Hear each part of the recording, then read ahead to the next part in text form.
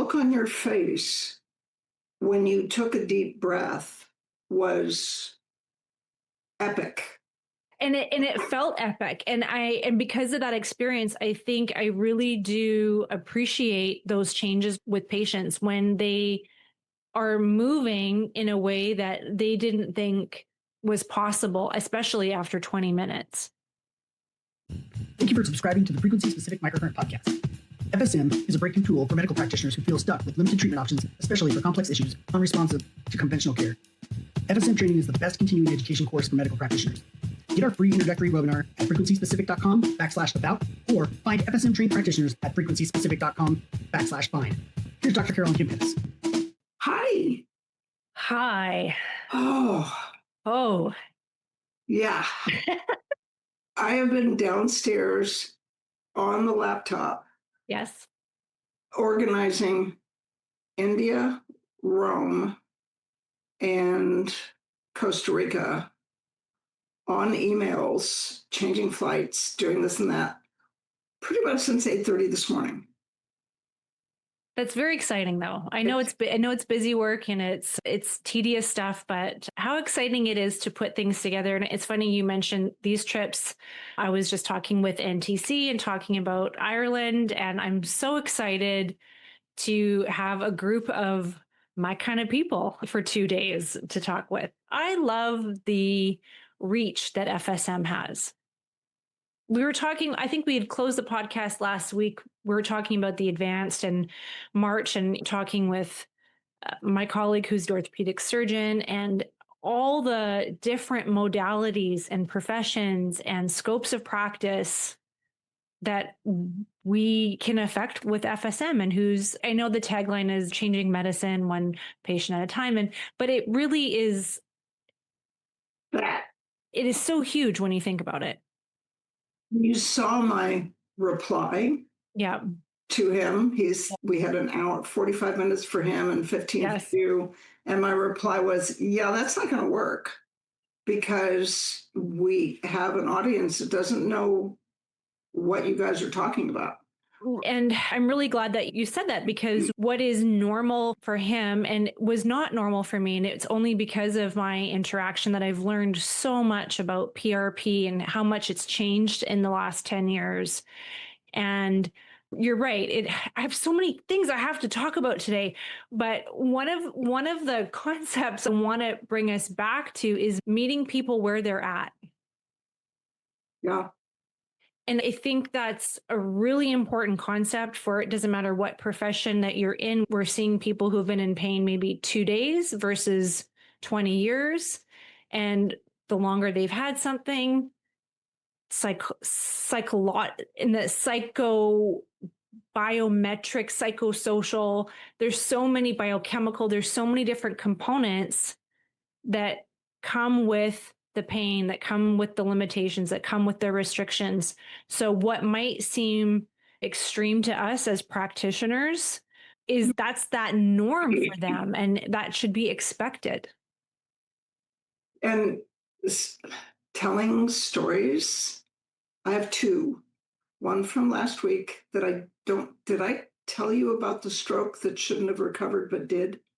I don't think so. Yeah. She had a cavernous hemangioma. You did. All right. And by the end of the week, we were treating brain parts that should not have recovered. We started out treating thalamic pain, which is pretty normal for us. It's just 40 and 89 down the right side. And then you go down one layer from the thalamus, and you end up at the pons and the medulla. You go up one layer from the thalamus, and you end up in the sensory cortex. And her right side was just spastic. She had knee pain, she had hip pain, and I treated scarring in the dura after listening to Eduardo's presentation on the dura. And I treated scarring in the dura because there was all that bleeding, and increased secretions in the pons relaxed the spasticity on the right side. But as I'm treating the right side, she said, my left side is all burning and tickly and tinglish and icky. And it's like, that's sensory cortex. So I did quiet the sensory cortex, but I had to go from her neck to her left foot. And when I thought about it, it was, how did that happen? That's not supposed to happen in the central nervous system. And she said, every night I run concussion in vagus. And the vagus increases brain-derived nerve growth factor. All I can think of is that the vagus increased BDNF and allowed parts of her brain to recover from this cavernous hemangioma disaster. Right. And it took me all 5 days. I know I talked about it Wednesday last week, but by Friday, it was a done deal. Wow. I could reprogrammed her custom care because she brought her daughter in, and her daughter got one. And by Friday, it was a done deal. It was like, okay. She said, you need to fix my knee. And it's, no, you need to treat the spasticity and the knee will go away by itself. But here's a protocol for a knee. Then Monday and Tuesday, so Monday and yesterday, I had a patient that was referred in from the coast, and she's 73 and has probably been hypermobile her whole life. Her primary complaint was dizziness and uterine prolapse. There wasn't any uterus because they did a hysterectomy, but pelvic floor prolapse. And so I checked EDS. Now, by the time you're 70, you should have historical hypermobility syndrome. She had her little finger went to 90, her thumb didn't go anywhere, her elbow went backwards 5 degrees, and her knees went backwards 15 degrees. Wow. At the age of 73. Okay. So I ran, and she had all the digestive stuff and all that. So I ran 124 and 77 to repair the connective tissue, ran the vagus, and the only thing she filled in was for pain on her pain diagram, circle around her belly, circle around her right knee, and the back of her neck. And I said, would you mind filling in the rest of the pain diagram that you left blank? And she said, what do you mean? I said, if I had to guess, and she reported her pain as a 2 or a 3. Backwards. If I had to guess, I would guess your pain diagram might look more like this. And I filled in a 40 and 10 pain diagram. And she said, yeah, it looks like that. And I said, and if you weren't ignoring your pain, I'm going to guess it would be closer to a 5. Wow. And she said, yeah, but when I go to doctors, if I give them more than one thing to fix, right, they won't see me. Yeah.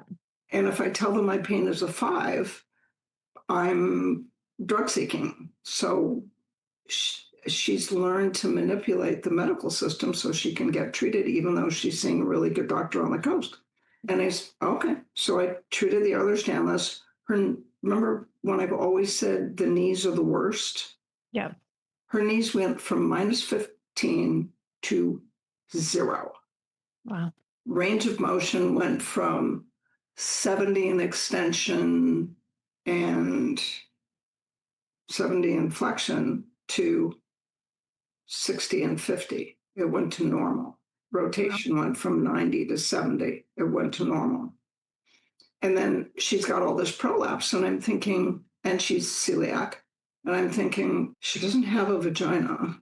And she said, something's in my vagina. And it's okay. The weight of your intestines, if you're still this stretchy when you're 73. So this is the think through it part. By the way, Dave Burke is listening.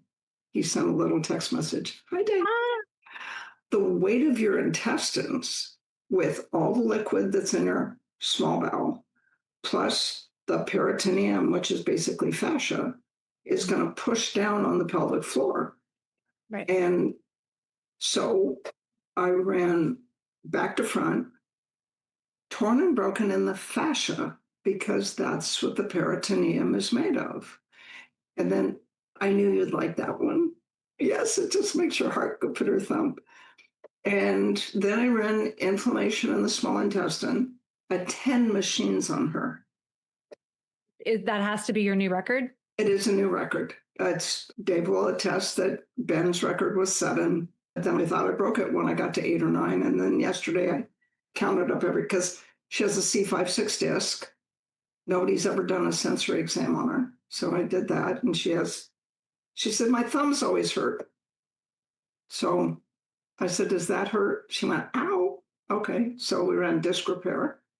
And then, so tightening the peritoneum. And then because I'm comfortable with this kind of exam and had her draped, she said, I do have a rectocele.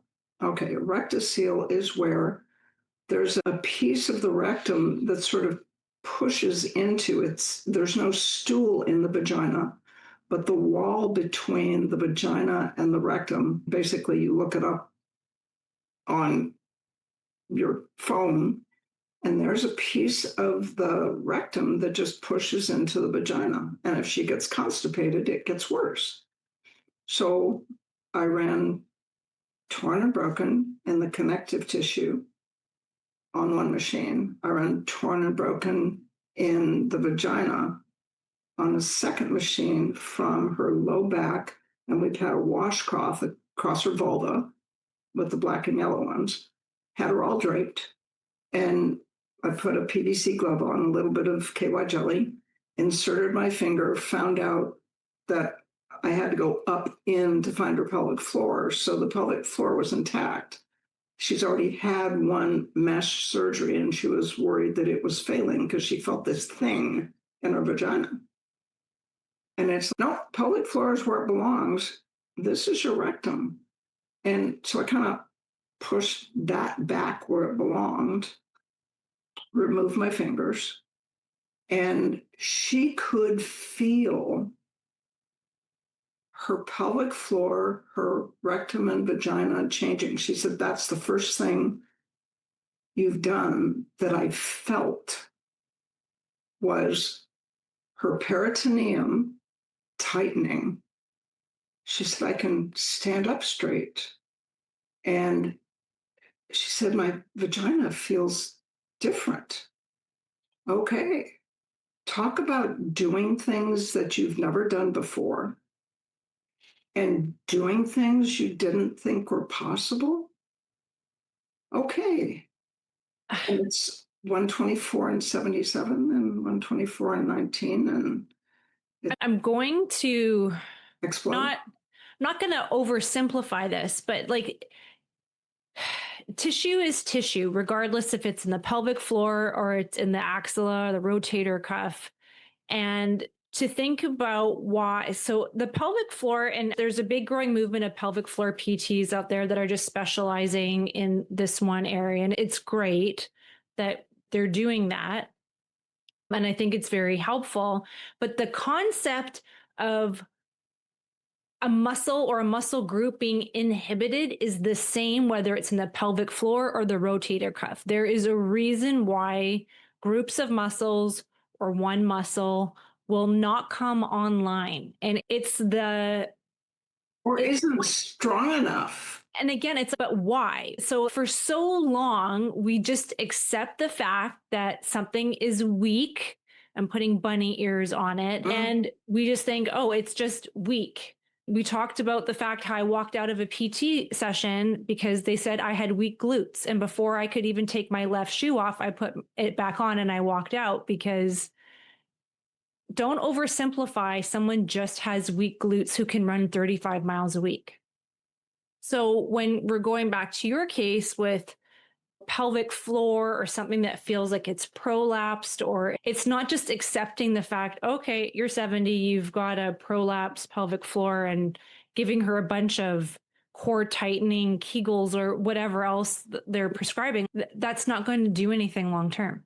Especially if when you look at the pelvic floor muscles, it's quite a grouping, but they all have connective tissue attachments to each other and to the pelvis. Totally. Encased in this beautiful webbing of fascia that you had gone to right away, because it's connective tissue.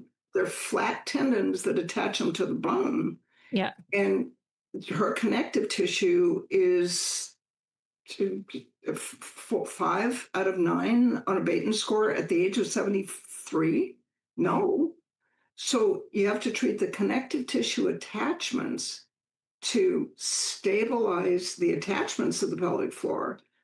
But then if you think about how strong they have to be to support the weight of the peritoneum in an Ehlers-Danlos patient. So how many physical therapists or pelvic floor, bunny ears, therapists check the Baton score on somebody with prolapse? It's just easier to put mesh in, do a hysterectomy.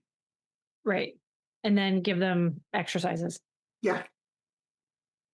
It was really fun. Because I thought of you when I thought of the peritoneum and the weight. What's wrong with these muscles? Right. They aren't strong enough. Right. To hold up that much guts.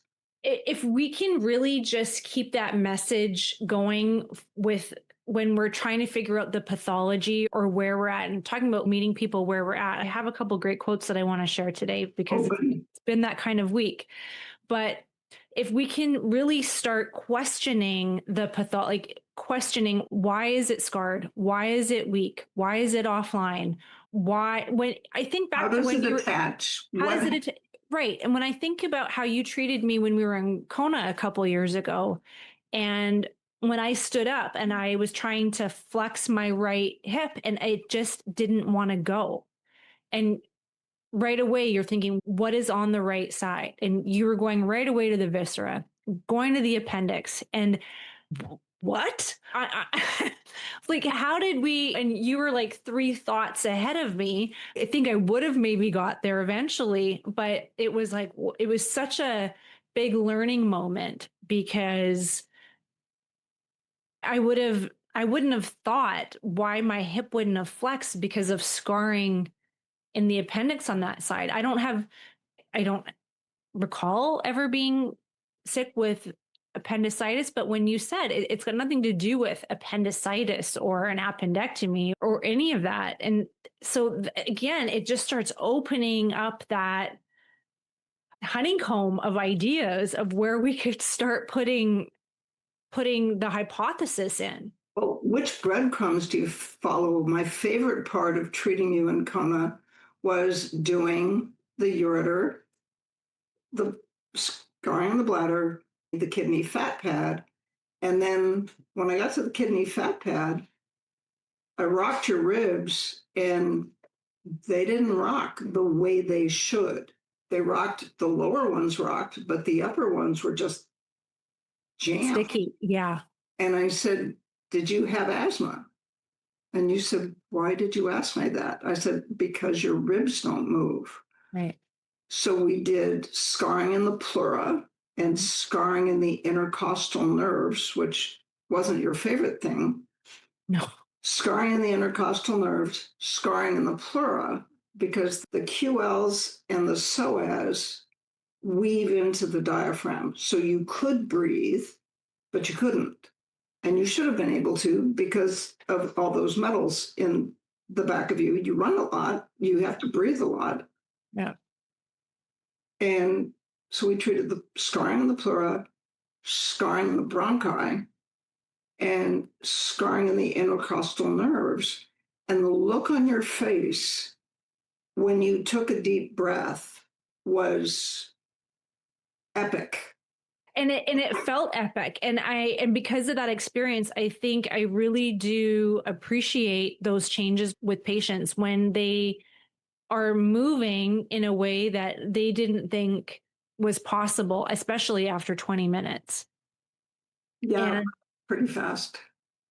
And like in the old days, if I felt somebody's rib cage being jammed or sticky, you would have just beat up the soft tissue. You would have just played with the fascia and the muscle. And I'm good at treating intercostals, but it was treating, like you said, the pleura, the kidney fat pad, like it was the underlying structures.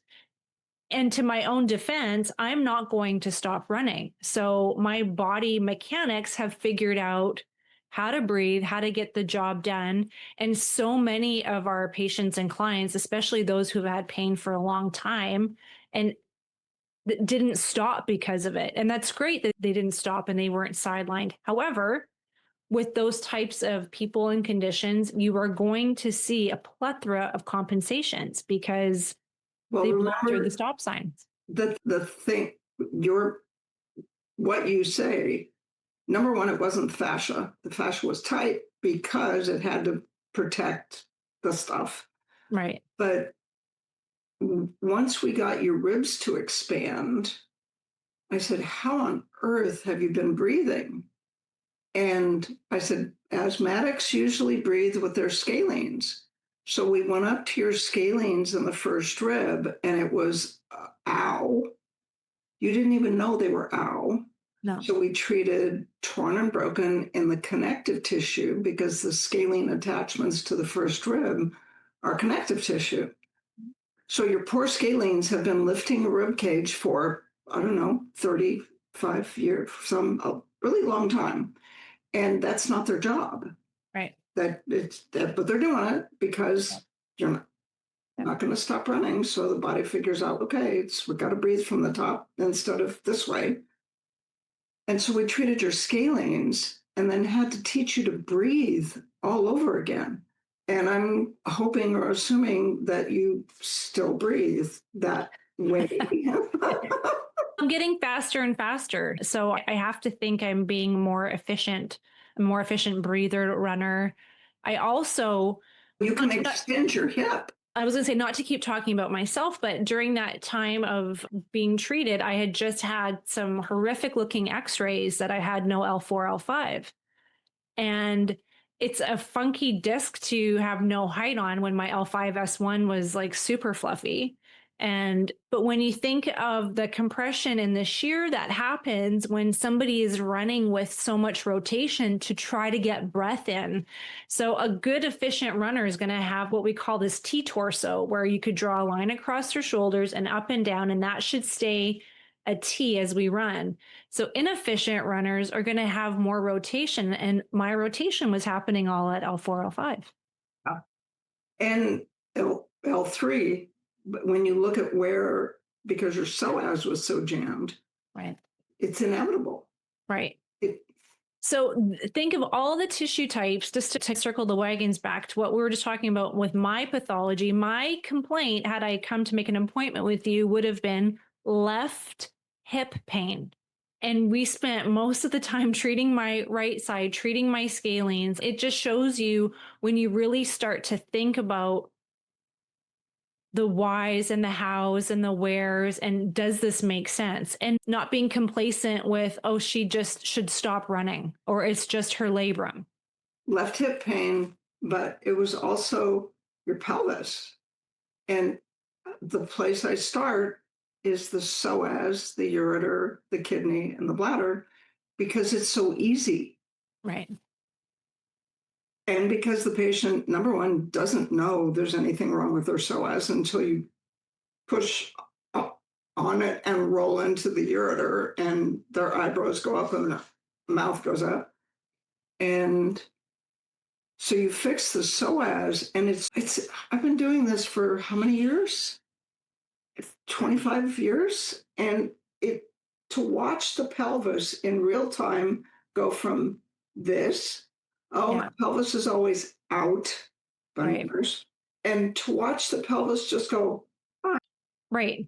and then the diaphragm, and then the ribs, and then the scalenes, and then fixing your labrum that's just 124 and 214, and rock your hip and let the hip femoral head just slide back. And so there you go. It was, but unless we fixed the cause, I love doing what we do. And I love hearing you walk us through that because it, the results that you get clinically are really quick and they're profound. And that's why people travel to see you, because you're able to get to these places so many steps before the rest of us. And that has come with 25 years of mileage. So there is hope for me. I know that I had somebody who is a practitioner come to see me and as a patient. And so it's hard to treat a practitioner because you're walking them through frequencies. You can speak the shop talk, but you also have to put your clinician hat on it and treat it. And she's like, wow, like I can't wait to get to the point where I really really understand FSM. I'm like, yeah, me too. She's, wait, what?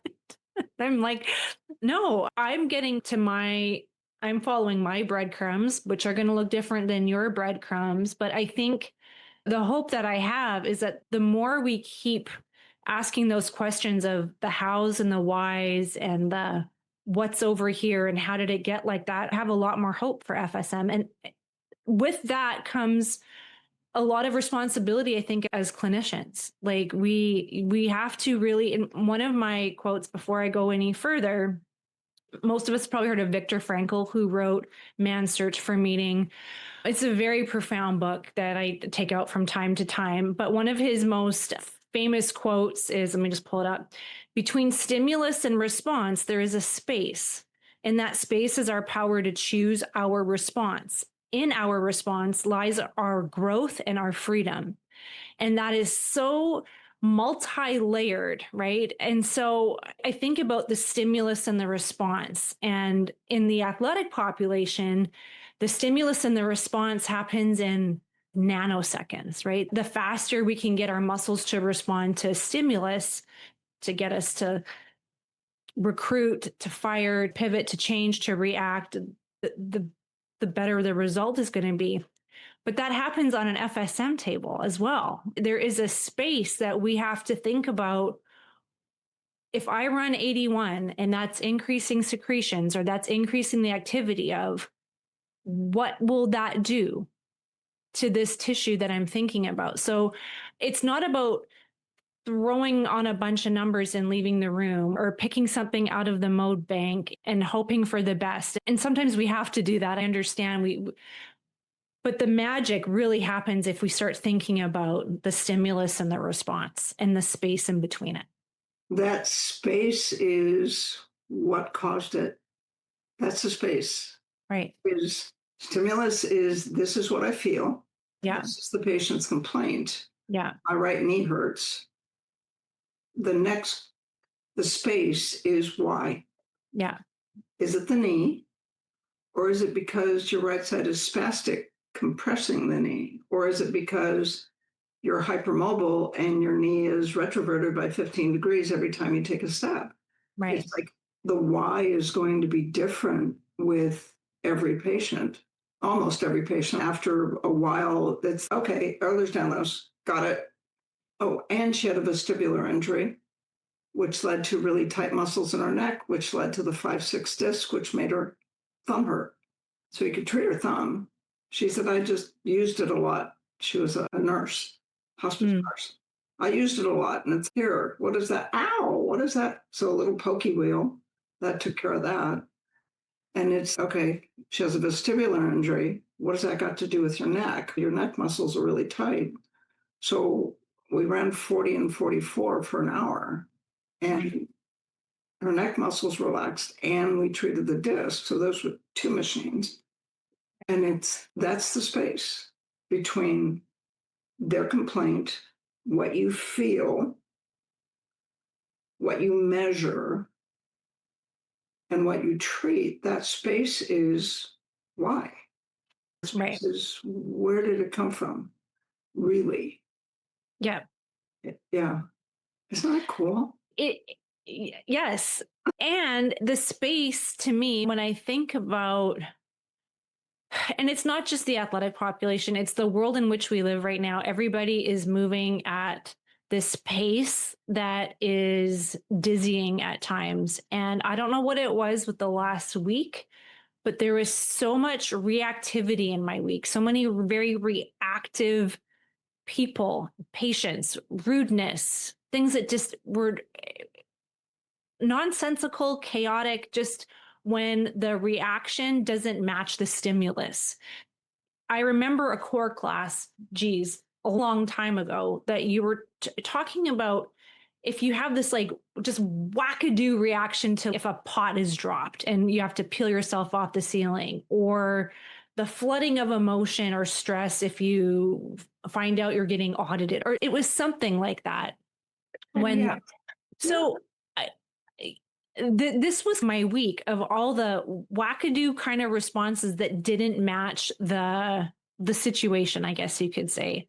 So one thing before we get into the questions that I saw first, sometimes that there's frequency pairs that you just inherently know that they work and you see the result, but it doesn't blow your hair back with, but you just keep using it.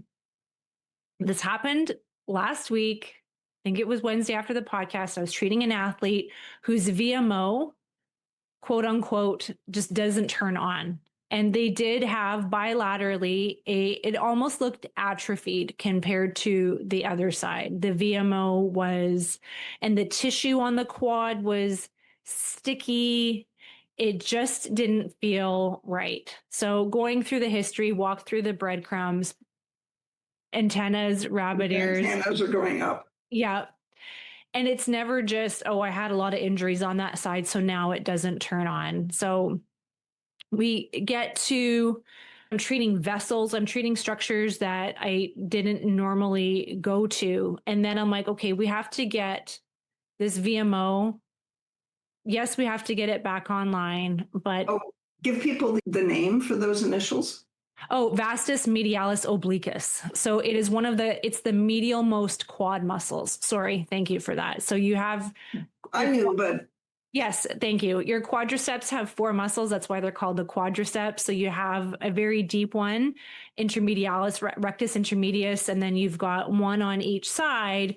Your VMO is the medius or the middle one. Your lateralis is the lateral side. And then you have rec fem, which is superficial, that runs up and down on top of them all, keeps it all together.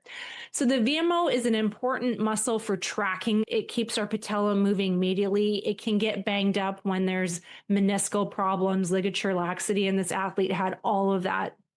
So it was running torn and broken on the ligament that he thought was fine because it healed like 15 years ago. But when our bodies perceive instability, there's going to be compensation. Muscles are going to recruit to create stability, especially for an athlete that is in vulnerable positions with their knee. Long story endless, I wanted to run 81 and 46. So in the sports advance, we talk about increasing secretions or activity of the sarcomere or sarco something, which I don't know what it is. Whatever. So ran it with doing some gentle movement, and then it was the world's biggest fibrillation, fasciculation, whatever you want to call it. It was just like fireworks. It was like he had a TENS machine on, or like a Compex, like a stim. And that feels so cool. I'm like, it looks cool. And I was expecting it to go away after a few seconds. 5 minutes goes by, 10 minutes goes by, 20 minutes goes by, half an hour goes by. We watched this muscle freak out for a good 40 minutes. Wow. And the squat patterning changed, everything changed. I've never felt anything like this before. This was amazing. And I'm trying to be my stoic self. I'm like, yeah, it's great. It's great to see that it's back online again. And I'm thinking, I should have videotaped this. Yeah. So it was one of my big results. And you talk about your big things where you have the hypothesis And it's just so amazing to see it in real time happen. And my big thing is it wasn't just a party trick, right? We don't want things to just happen in the clinic within the hour. We want the gains and the results to last and move on and on. And they have. And I guess the big story here and what I am really enjoying doing is when we're doing exercise rehabilitation, whether it's from a strength training perspective or high performance with running, skating, kicking, whatever, it's when you see the body begin to trust again. Yeah. Trust the movement, trust the patterning. Nice. Now, did you treat torn and broken in the ligaments in his knee? Yes. And I firmly believe if I didn't run 124, 100, and the knee is a very intricate place. So it's not just around ligaments. There's the tendon. I just started running it on the meniscus, the connective tissue, the joint capsule, because the joint capsule is where all the joint kinesthetic receptors like to live. Vitality in the capsule can be very interesting too with structures like the knee. Yesterday, I treated a tennis player. Yes. 16. Their bodies aren't even grown up yet. And they're playing matches 4 days in a row. So he comes in at the end of a week playing someplace across the country. And his forearm is sore. And I thought of you. It was clearly 124 and the round tendons because it hurt when we did this. And you could feel this tendon sore. Yeah. And 124 and 77 because the retinaculum is messed up. 124 and 77 because the attachment up at the elbow is connective tissue. But he pointed to the muscle belly. And I ran 124 and 46. And he said, oh, it's not sore anymore. So I let that run. So we had 3 machines on his arm. And I have not used 46 until you started playing with it 3 years ago. Yeah. And there's always something, right? Oh my God. Sorry. Scary moment. Like just before I came upstairs, the most terrifying thing that has happened in 15 years. And that is a patient who had her wisdom teeth out. She's got pain on this side of her jaw, this nerve. And she said, and I have cavitations in the bone right in front of where the surgery was.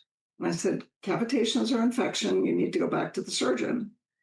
And she said, I asked ChatGPT for frequencies I could run on the bone. And there's a list that ChatGPT gave her, not from our list.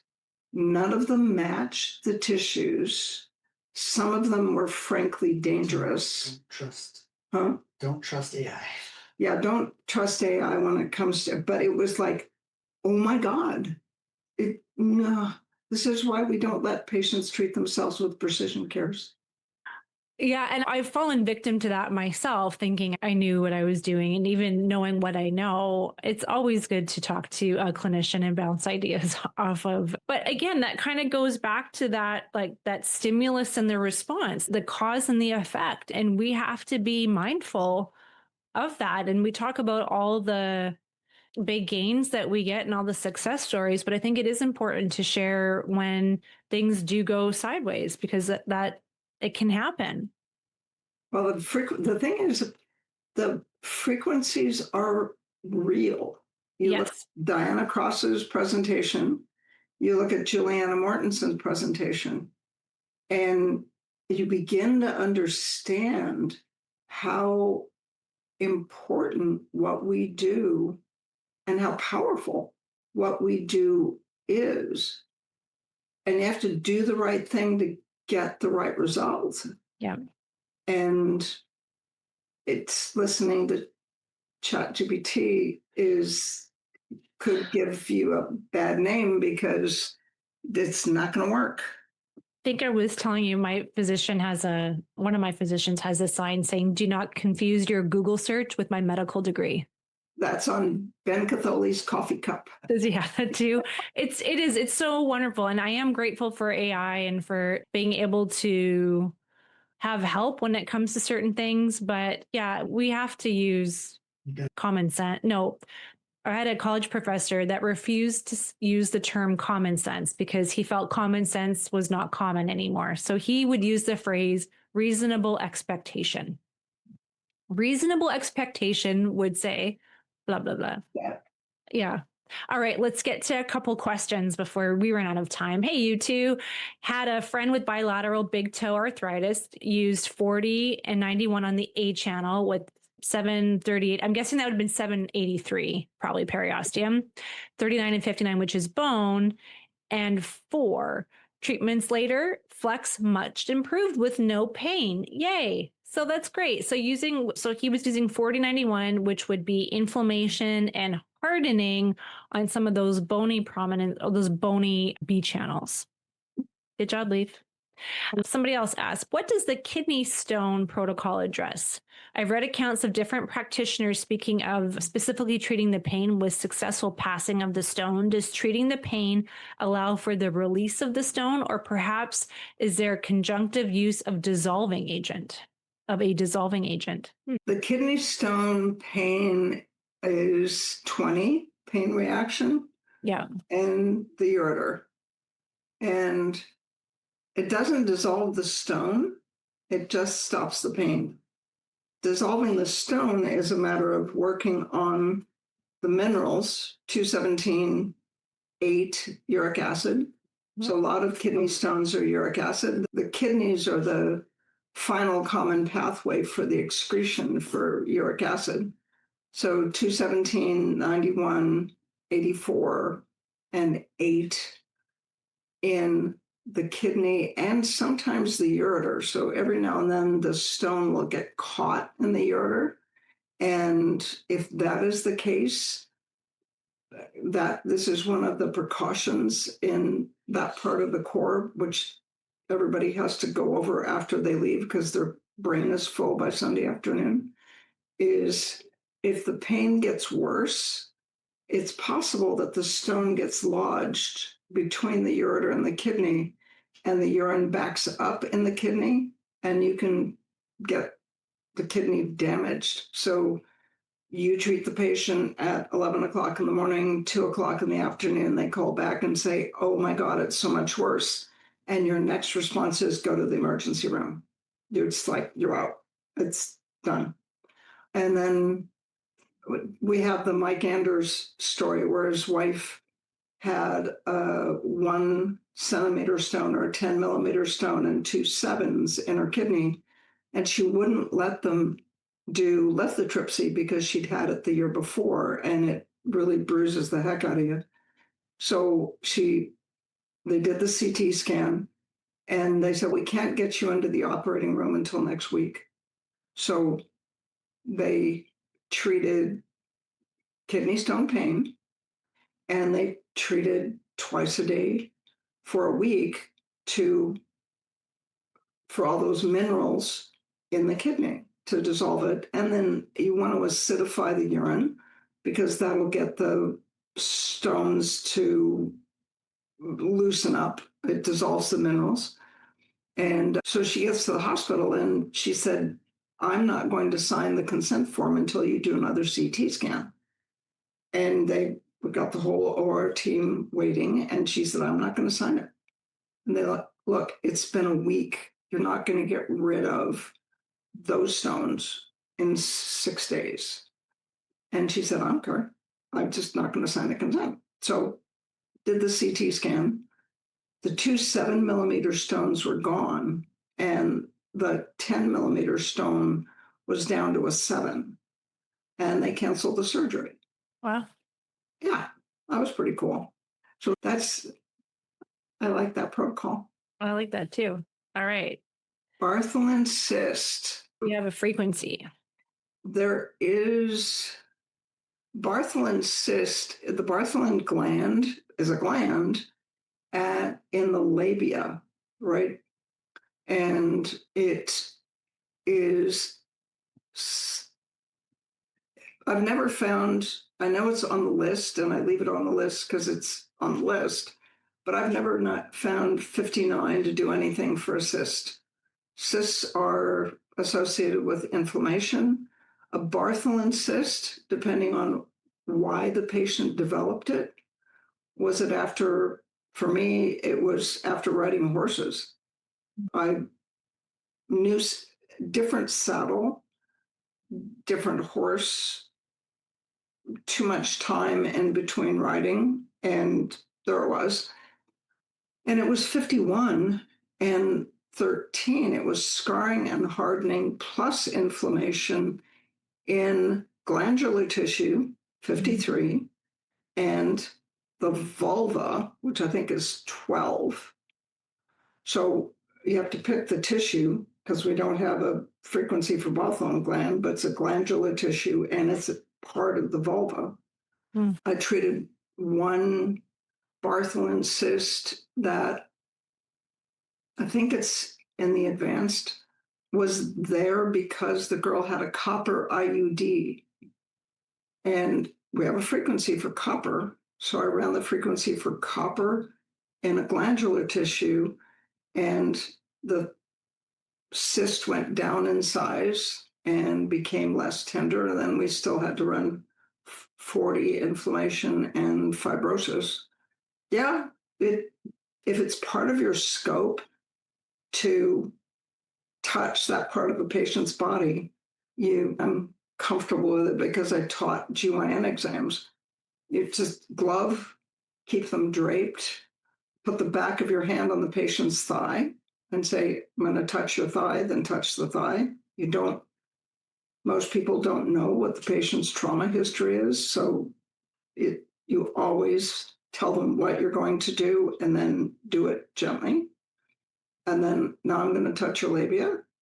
And then you feel for the Bartholin cyst and then treat it. I can't put it as part of the core, but it's an important part of female health, is being able to examine that part.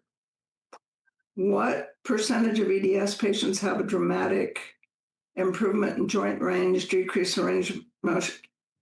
Oh, no, this is a first time. I've had one patient and one practitioner who said that she had to treat torn and broken in the ligaments. And for me, the only thing I've ever treated is torn and broken in the connective tissue, because even ligaments are made of connective tissue. Right. As a tissue type. But to get rid of the pain, it's the disc annulus is made of connective tissue, and every Ehlers-Danlos patient is also a 40 and 10 patient because the discs leak every time they bend their head forward. It's a jelly donut, and the jelly oozes out the back and irritates the cord and the nerves. So they're 40 and 10 to get rid of the pain, 124 and 77. And sometimes you have to treat. The elbows are usually pretty easy. The knees are harder. So I was really surprised with this patient. But no, it takes 60 minutes. That's the thing. And you don't have to be there.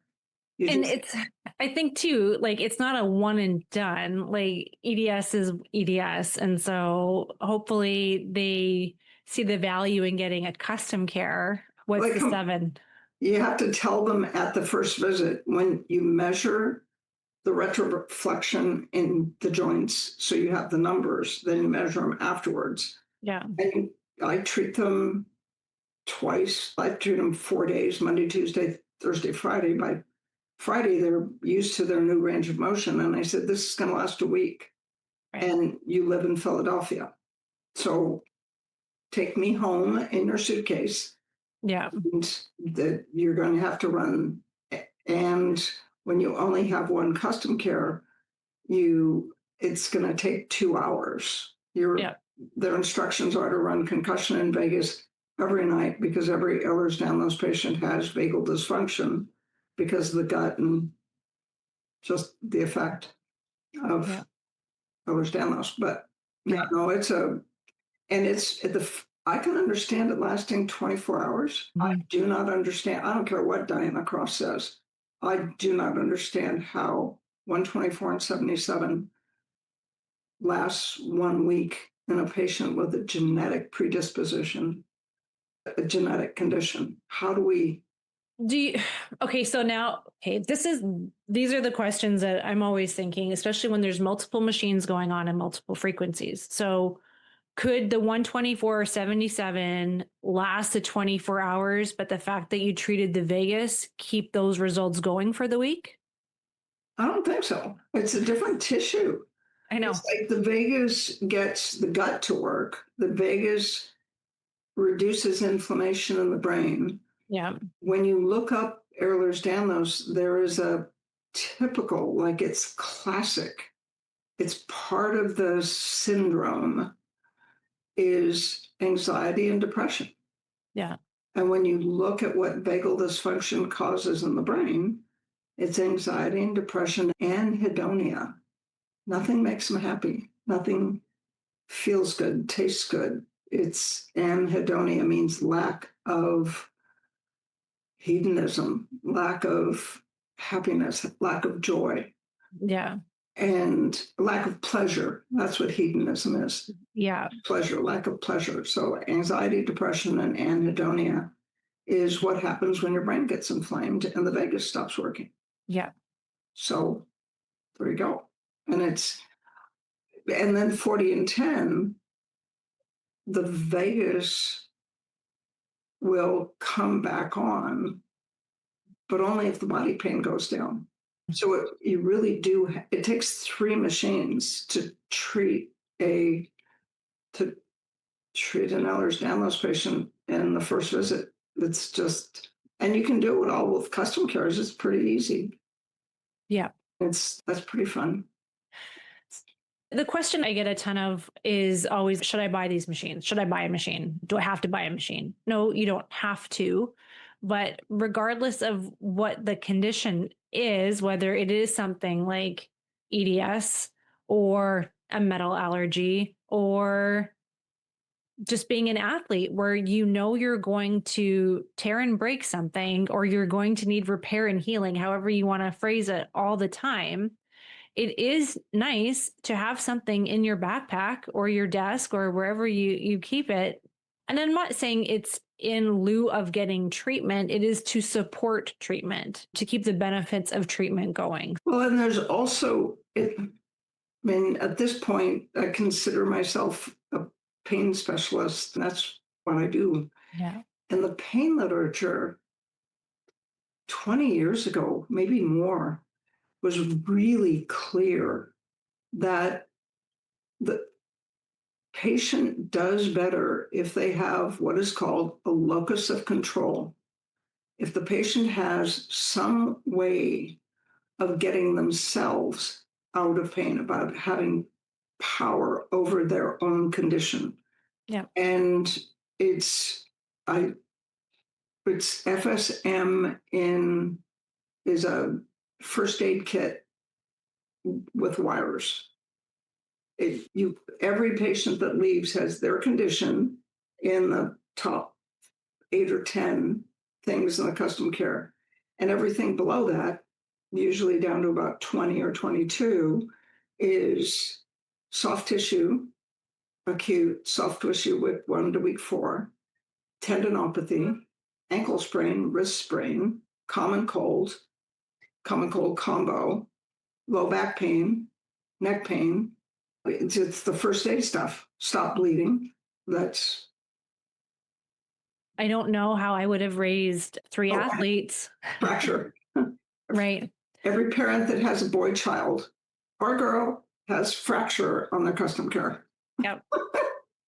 Yes. Said raising three hockey players, that protocol was being used a ton at night while sleeping, while eating dinner, while traveling. It, like you said, that locus of control, no matter if it's a pain patient or an athlete, or I think all of us really just thrive on the fact that we have something in place that will help should something happen to us. Yeah. It's like I'm not as nervous about traveling when if I feel a scratchy throat come on. Doesn't help much, as we found out this year, doesn't help much with food poisoning. But if I feel a scratchy throat coming on and I think I'm getting a cold and I run common cold combo while I'm asleep, Right. and in the morning it's gone. Yeah. Yeah. That's I have my faith lies in our immune support protocol. If I know I'm going to be traveling, or if I raced a couple weekends ago, I was running immune support a ton leading up to something, and and maybe it's psychosomatic and maybe there's more to it. And if there is, who cares? Like it's helpful. and delayed onset muscle soreness. Yes. Athletes afterwards. I have one that is the 25-minute one that the study was done on. Yeah. It's actually 20 minutes. Yeah. And then I have a version that's an hour and a half long. Yeah. For serious athletes that do serious damage. Yeah. They need a lot more repair and healing than maybe somebody who's just fooling around in the gym every second Saturday. You got it. That's the alarm it's for. Patient has cancer, prostate, oh, yuck. Okay, cancer with bone mets. Okay, to treat his knee. Yes. Weights. Somebody. Okay. Yikes. So the summer, I would run the bone mets protocol. So we should probably read the question for people who can't. Sorry. Client has cancer, prostate cancer, and prostate cancer does metastasis to the bone. Is it okay to treat his knee that just had a revision? Apparently somebody did a knee replacement revision on a patient that has prostate cancer and bone mets, and the revision is not healing well. No fooling. I imagine the cancer is slowing the healing process. Good guess. If it's okay to treat him, what would you suggest? It's still swollen after 2 months. Use the bone mets protocol and have him go back to the surgeon and get an T scan with all the metal in his knee. Can't get an MRI probably, but an MRI or a CT scan, probably CT scan of that knee to make sure that the Mets is not above or below the thing. And the other thing would be just metals allergy. If they use stainless or chromium or anything except titanium. And Leaf says he's going to send me Uncle Loris's food poisoning protocol. Oh, and then we're going to have to share it because you can't control when that's going to hit. Oh, boy, that was a surprise. Thank you. Well, now it is time to leave. So What a great chat. This was fun. Always fun. We always have fun. We do. We're so lucky. But thanks everybody for coming. I will not be here next week. I am going to be on an airplane dropping 2 kids off to the East Coast. Wow. And I'm going to be in Hawaii with Christy Hughes. Have fun. Rewriting the custom care mode bank. The standard protocols finally get updated. Yay. Great. Have fun doing that. And we will catch you after then. Week after. And safe travels to you and the kids. Thank you. Is one more going off to college? Yes, one is actually decided to do a postgrad or a gap year, and she's going to be playing hockey in Canada for the year with the junior team. So it's big So she's graduated from high school. She's taking a gap year, but she's playing hockey during her gap year? In Canada. That's right. Oh, wow. Where in Canada? A suburb of Toronto. Oh, okay. Yeah. So I'll have 2 over there. Yeah. Way to go, Mom. Yeah. It's exciting stuff. Yay. So proud. And I'm so proud of us. So I'm proud of all of you. It's so cool. Goodbye, everybody. And we'll see you guys in 2 weeks. See you in 2 weeks. Bye. The Frequency Specific Microcurrent podcast has been produced by Frequency Specific Seminars for entertainment, educational, and information purposes only. The information and opinion provided in the podcast are not medical advice, do not create any type of doctor-patient relationship, and unless expressly stated, do not reflect the opinions of its affiliates, subsidiaries, or sponsors, or the hosts or any of the podcast guests or affiliated professional organizations. No person should act or refrain from acting on the basis of the content provided in any podcast without first seeking appropriate medical advice and counseling. No information provided in any podcast should be used as a substitute for personalized medical advice and counseling. FSM FSS expressly disclaims any and all liability relating to any actions taken or not taken based on or any contents of this podcast.